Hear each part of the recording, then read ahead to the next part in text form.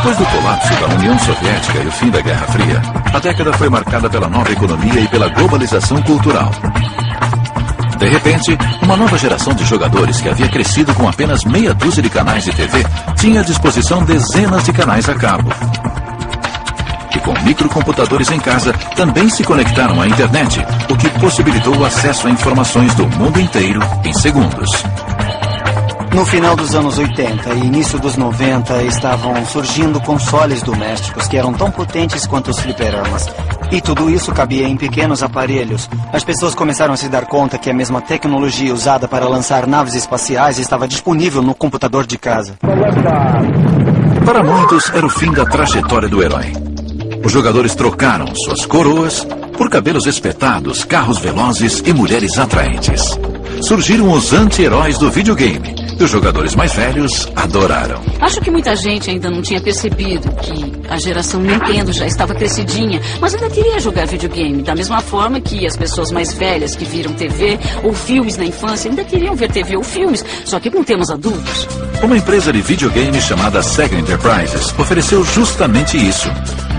Similar à Nintendo, a Sega era uma fábrica de brinquedos que lançou sucessos como o fliperama Frogger nos anos 70 e mais tarde um console chamado Sega Master System nos anos 80. Buscando mercado em regiões que a Nintendo não alcançava, o console vendeu excepcionalmente bem na Europa e no Brasil.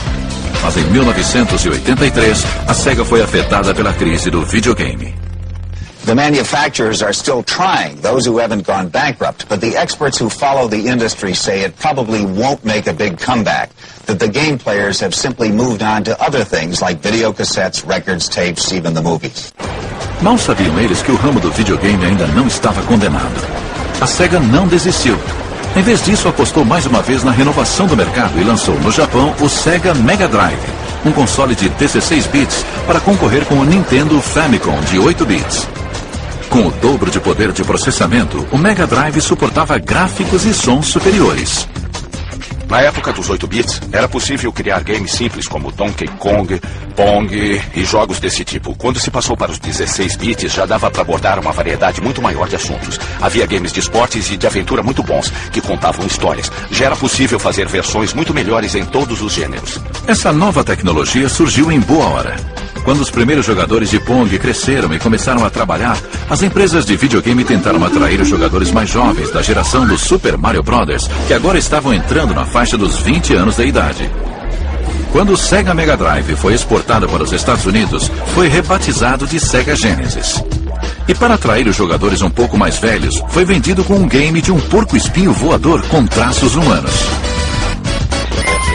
Se o Mario era bonitinho e tinha carisma, o Sonic era um personagem veloz, que entusiasmava e que agradou bastante a geração de adolescentes do começo da década de 90. E como eles haviam crescido, o Sonic era um personagem mais apropriado para eles. No começo dos anos 90, o Nintendo ainda era o videogame dominante. Hoje sabemos que o seu principal chamariz era o encanador italiano e fofinho chamado Mario. Mas a Sega percebeu que os consumidores estavam interessados em uma coisa diferente, principalmente depois do lançamento do console Sega Genesis. O poder de processamento era maior e os personagens, em vez de pularem de cogumelo em cogumelo e continuarem a saltar até mudar a tela, podiam correr em velocidades maiores. O Sonic falava de mobilidade e de velocidade. Eu acho que o cabelo espetado do personagem ou os pelos ásperos do porco-espinho reforçavam essa sensação. A Sega estava tentando criar um personagem irreverente que se aproximasse do caráter rebelde que os meninos adolescentes tinham. O Sonic era o personagem perfeito. Ele é um anti-herói, já que ele não encarna qualidades muito heróicas. Ele tem um quê de egoísmo, mas é isso que o deixa tão divertido. Em alguns casos, os personagens menos nobres eram os mais engraçados e, portanto, os mais divertidos de se jogar. Mas antes que o Sonic invadisse as telinhas, houve outro anti-herói que conquistou os corações de milhares de fãs adultos dos games de aventura. Larry Laffer era o nome do personagem de uma série chamada Leisure Suit Larry. Ele era um sujeito meio careca e desajeitado, com um traje inconfundível, um malandro de meia idade carismático que tentava seduzir mulheres bonitas. A minha ideia era criar um anti-herói.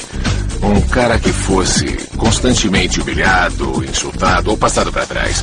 Mas se você jogasse bastante, com uma certa insistência, no final ele teria um breve momento de felicidade. Leisure Suit Larry, na época do lançamento, foi o primeiro jogo de computador com conteúdo picante. Larry foi um dos 10 jogos de maior sucesso em 1988 e provou que os games não eram mais coisa de criança. O sexo vende e sempre vendeu. Isso não é novidade para ninguém. Obviamente ele tinha um apelo que era incomparável no mercado de games daquela época. Outra característica única de Leisure Suit Larry era a ambientação do jogo em cenários conhecidos com personagens realistas. Em vez de explorar reinos de fantasia como nos outros games de aventura, Larry levava o jogador para cassinos e bares de gente grande. Quem jogava passava por uma experiência bem mais adulta.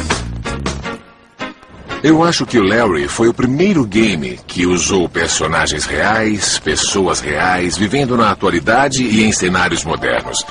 Eram situações que poderiam acontecer no cotidiano, ao contrário da maioria dos games que se passavam em cenários medievais ou num espaço futurista. Eu não tinha percebido isso na época, nem planejei nada. Eu só sabia que não queria concorrer com esse ou aquele videogame e que existia uma lacuna bem no meio que me pareceu uma brecha perfeita.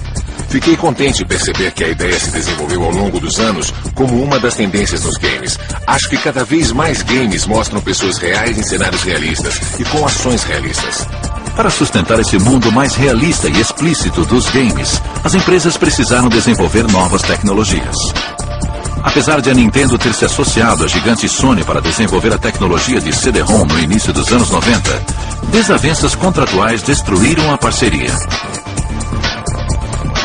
Em vez de trabalhar com outra empresa de videogame, a Sony decidiu continuar sua pesquisa e acabou desenvolvendo o seu próprio console, o Sony PlayStation. A Sony lançou o PlayStation 1 porque se deu conta de que havia uma geração de jovens entre 18 e 21 anos, ou ainda mais, que ainda queria jogar videogame. Essa geração cresceu jogando videogame e queria continuar jogando. E apesar disso, o que a Nintendo estava fazendo e o que a Sega estava fazendo ainda parecia coisa de criança. Então a Sony penetrou nesse nicho de mercado, lançando um console com uma aparência um pouco mais sofisticada.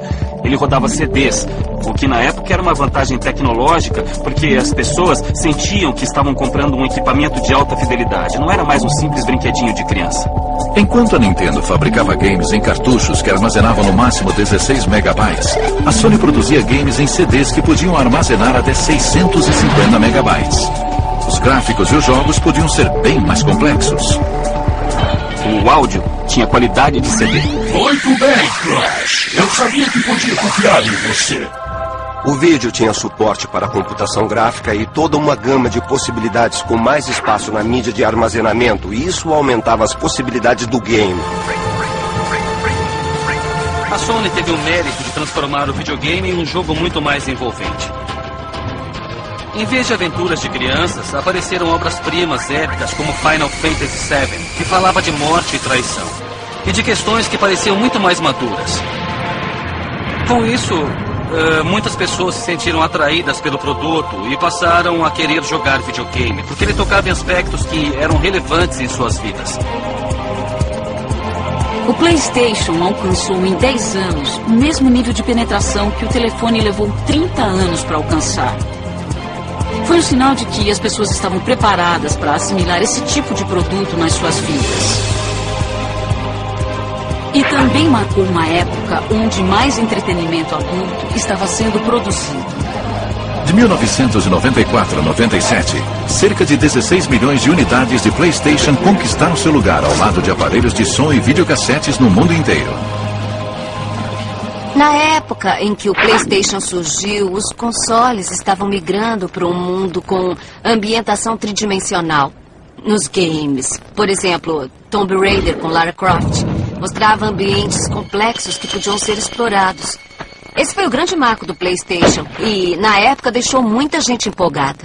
Outro game do PlayStation que empolgou muita gente foi o Grand Theft Auto 3, conhecido como GTA 3. Nele o herói não salva a princesa, em vez disso tenta salvar a si mesmo, ainda que isso signifique desobedecer à lei.